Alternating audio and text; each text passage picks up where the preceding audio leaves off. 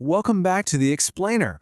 So, if you were with us for our last session, we broke down the concept of form, the actual three-dimensional structure of objects. But today, today we're shifting gears. We're stepping into what is honestly the most expressive, instantly impactful, and emotionally powerful element of design. Yep, we're talking about color. And I kind of want to challenge your perception right out of the gate here. Is color really just decoration? Think about India's incredible visual culture for a second. When you see the absolutely explosive hues of a local festival, the hyper-detailed palettes in our cinema, the intricate dyes of traditional textiles, or even just the rich, inviting tones of our food and historic architecture, are those colors merely there to look pretty? No way. They are doing so much heavy lifting behind the scenes. So, here's our roadmap for today. We're going to cover the hidden power of color, decoding the color wheel, color in Indian culture, color across design fields, harmony, contrast, and hierarchy, and finally, how to see like a designer. All right, let's dive right into part one, the hidden power of color. At its most basic scientific level, color is literally just the visual perception created when different wavelengths of light bounce off a surface and hit our retinas. That's the physics of it, right? But here's where it gets super fascinating. In design, we don't just care about the science of light reflection. We care about how designers take this natural phenomenon and leverage it emotionally. Because in the hands of a pro, color is an incredibly intentional tool. It actively influences, everything. It dictates exactly how we feel the second we enter a room. It controls what we notice first on a massive, crowded billboard. It completely shapes how we interpret information. Designers are insanely deliberate with their palettes because color acts like this invisible force, quietly pulling the strings of your attention and your entire experience without you even realizing it. Moving on to part two, decoding the color wheel.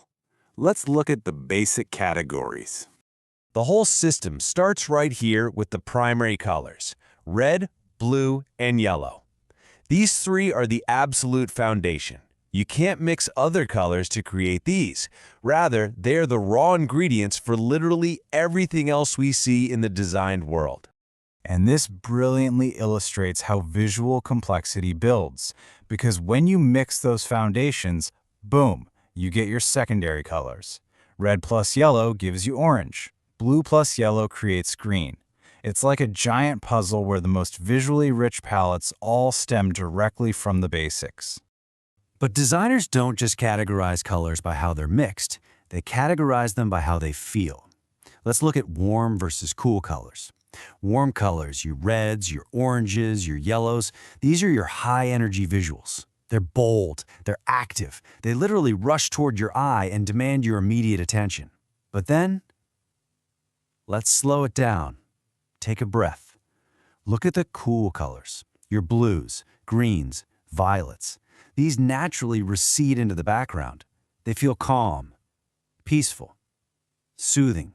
Designers use these temperature shifts incredibly intentionally to speed up or slow down your visual heartbeat. Which brings us to part three, color in Indian culture, and its deeply rooted meaning. Now, in a Western context, red might simply mean danger or stop. But here in India, red is the absolute ultimate symbol of weddings, immense celebration, and just raw, vibrant energy. White carries profound weight too, symbolizing deep peace and simplicity. And saffron, that holds revered spiritual and cultural significance across the entire country.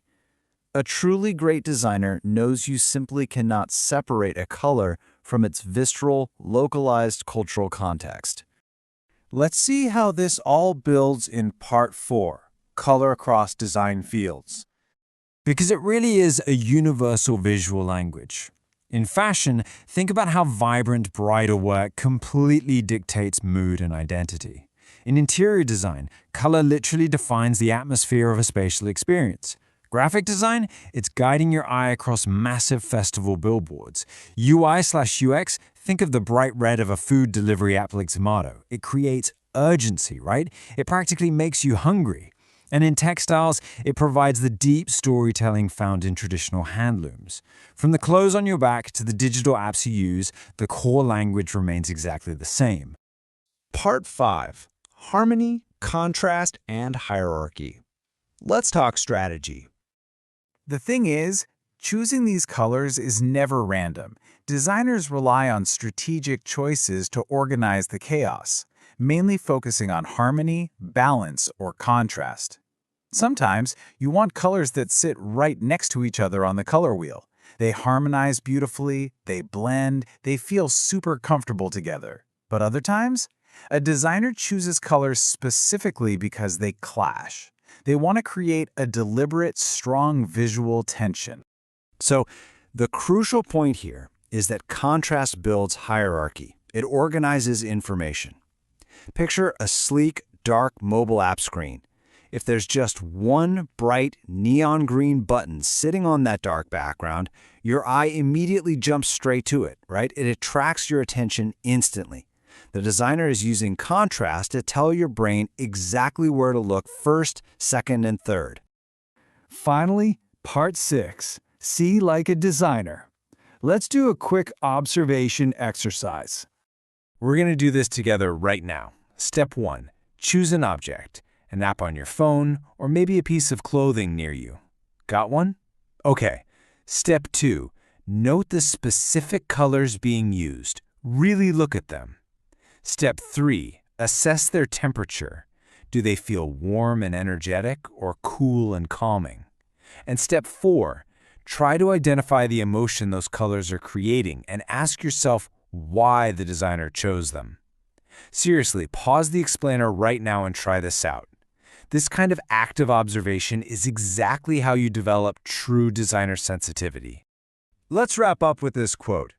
Color is not just decoration, it communicates emotion, meaning, identity, and experience. I think that perfectly sums up the core takeaway of our explainer today. It completely validates this fascinating scientific and cultural journey we just took. Because the best designers out there, they don't just know how things look, they know exactly how they make us feel. So, I'll leave you with this final provocative thought to take with you today. Look around your room right now.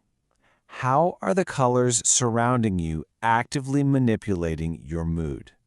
Are they calming you down, or are they quietly making you a little anxious? Keep your eyes open, keep analyzing, and enjoy navigating the world with your new designer's eye.